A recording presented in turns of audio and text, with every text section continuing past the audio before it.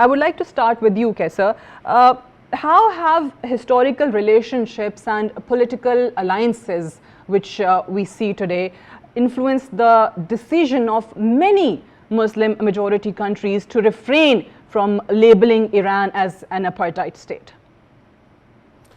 Well, we have to go all the way back to the Treaty of Westphalia, and you'll have to bear with me because I am going way back in history, but it's very important to set up the historical build-up of it. The Westphalian Treaty was all about separating the states from the dominance of church and creating the sense of sovereignty. But actually it was a devious device. What they actually did was they took these states away from the church and they gave them under the international secular order. Obviously the secular order was not in its prime state at that time. It took time. But what we now have is an international order that has replaced the church, and the sovereignty of the states is no longer there, which is to say that your question that why Ummah has failed, well, I don't think Ummah itself has failed, but certainly the nation states of the Ummah, they have failed at the governmental levels. People obviously resisted in whatever manner they could. But so far as the governments are concerned, because they have been, they don't have the sovereignty or the independence that we normally talk about. Essentially, it came down to a simple point, which is that if you are to do well in the world, you will have to abide by the secular order. And the secular order, unfortunately, at the moment is standing with the State of Israel. And Israel can do whatever they want to do without any impunity.